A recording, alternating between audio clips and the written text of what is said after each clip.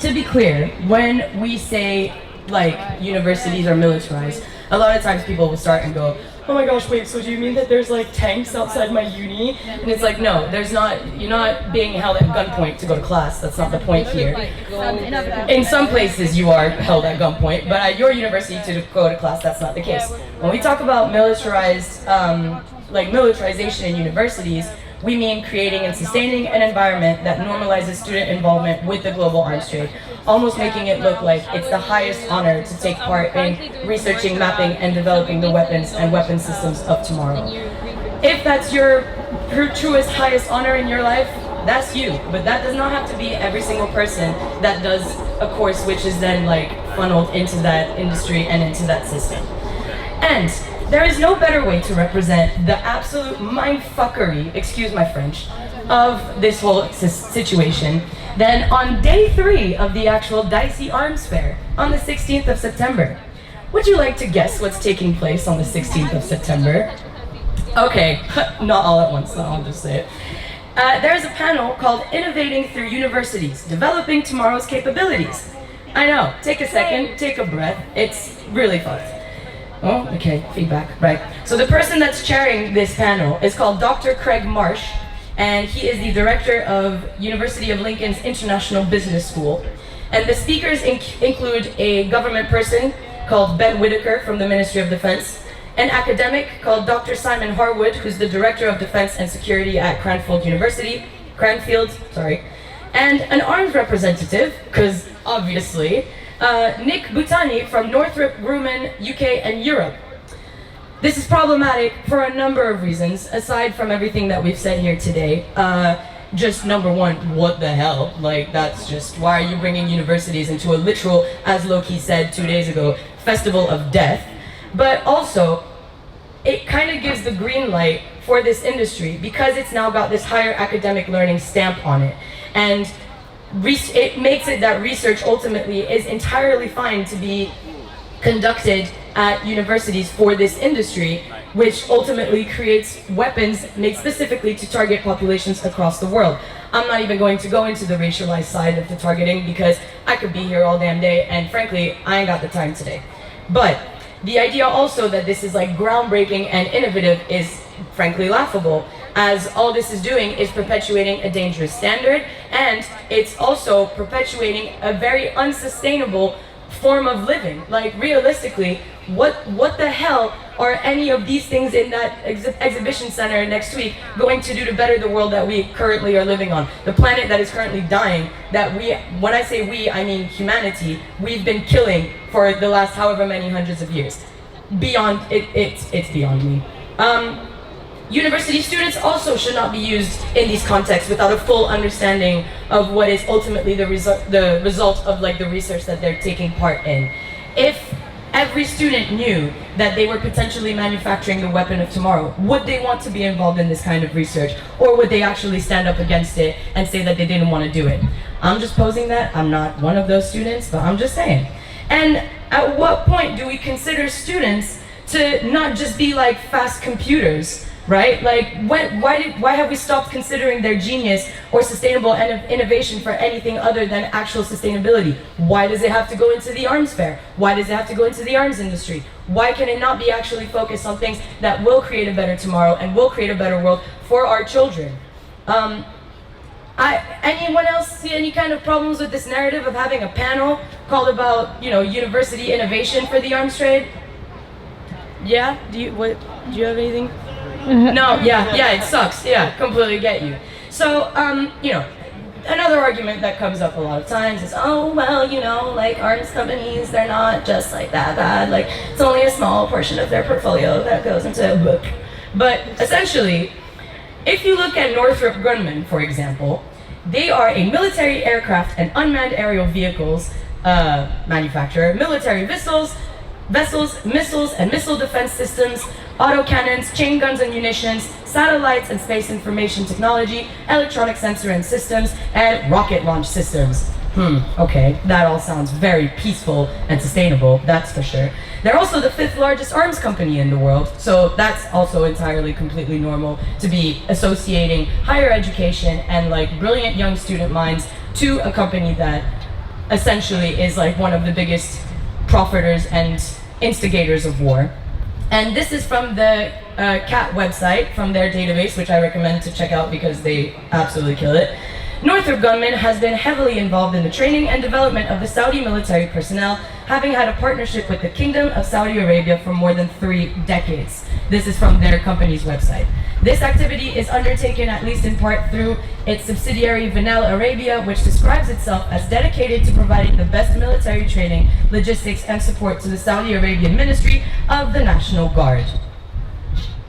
So, I mean, ultimately, it's like, again, you're having someone speak on this panel that is associated to a company that is literally just like, I can't, the words escape me because there's so many words that come to mind, but I really don't want to cuss that much today. But, you know, this cannot keep continuing to happen. Not when universities continue to market themselves as places of innovation and peace and sustainability and all that jazz. How do we get to that? Hello, girl. How you doing? Welcome. How did we get to the point where it becomes completely acceptable for a university in a university context for these companies to be so involved? Well, the organization Peace Pledge Union speaks upon this often. Education is continuously being militarized, from the causal inclusion of armed forces to children as young as 4, to the pride seen at universities that hold research partnerships with MOD, Ministry of Defense, and or arms companies. The UK government has already spent over £95 million promoting school-based cadet units and other programs with a military ethos in schools.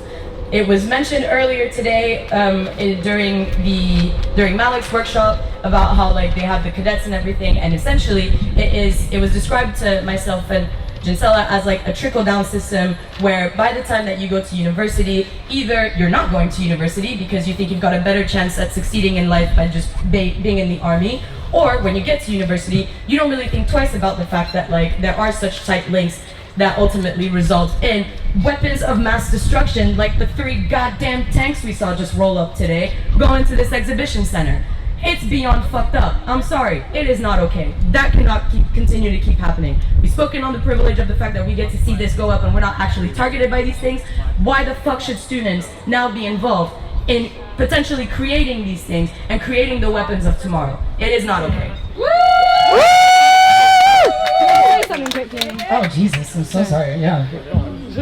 I think you might have mentioned it, but something which was really concerning, so I have a friend who studies engineering, and he said that a lot of people don't even know they're offered these incredible, like, you know, scholarships and post-grad schemes from arms companies, and they don't even know that it's an arms company because they might market it as like security and analysis or something, and they think, oh sick, I've got a new job in a security company, but they don't know that this company, like, they're actually helping to engineer weapons which are used against innocent civilians. So I don't know how we can maybe organise somehow to educate engineering students or students who are unknowingly walking into becoming the arms dealers and the weapons traders and the horrible people of tomorrow. No, for sure. That's a great hashtag, horrible people of tomorrow.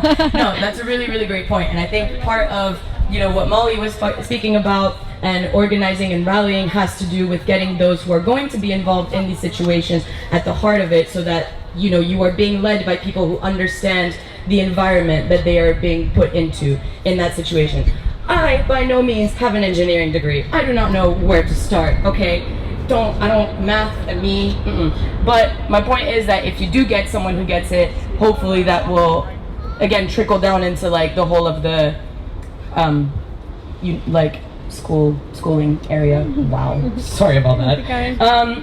But no, so with all that being said, there's £95 million going into promoting a military ethos in schools, which is beyond me. But there's also the idea, and this is when the conversation gets really tricky. I'm going to start off by saying that I have absolutely like no disrespect for the armed forces or veterans, like whatsoever. I'm not saying that, again, as Navi said, it's Blair and Bush who sent out people to Iraq and Afghanistan. It's not people that willingly were like, let me book a trip and just see what I can do over there. Nothing to do with that.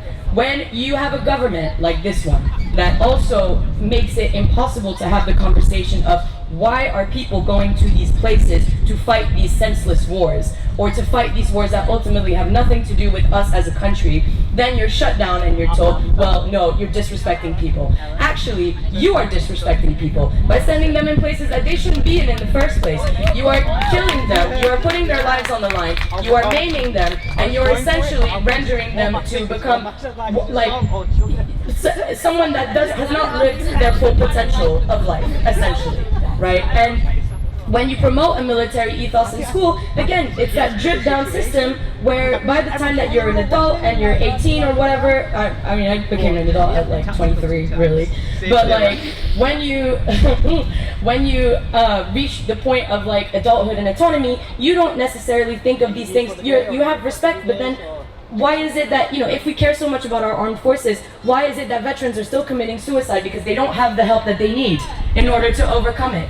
Why is it that they don't have access to the disability benefits that they should have fucking access to? Because guess what? They damn near gave their lives for this country. And you're doing what? Just telling us to shut up and respect them. What are you doing to respect them?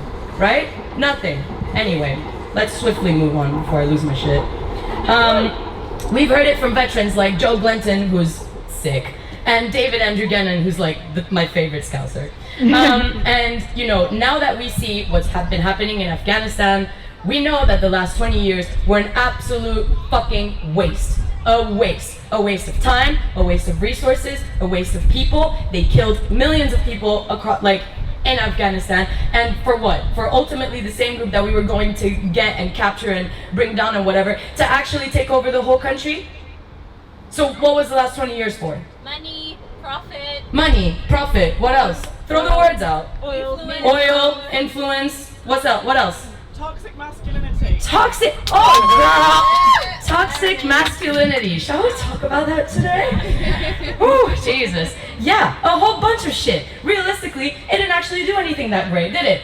Now we're in a situation where, oh my God, the Taliban have taken over. Guess why? Because you created instability. You sustained instability for 20 years. And I bet you a whole handful of students probably had an unfortunate part to play in creating the instability that happened there through their research. The arms.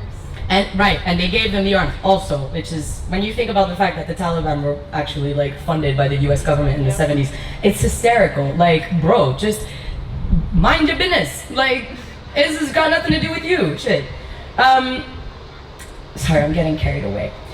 The point is that we've reached a point now where in our society, because of this toxic masculinity, and we live in a patriarchal society where you just have to shut up and be patriotic and not think twice about anything that your government does, we have reached the point where we saw 3 motherfucking tanks roll up to go to the exhibition center. And we're being told tonight on the news about how sad it is that the Taliban have taken over all of Afghanistan. If you don't see a link between all of that and the fact that the research, the hardcore research for it, starts at your university, then you should find us on social media and we can talk about it some more.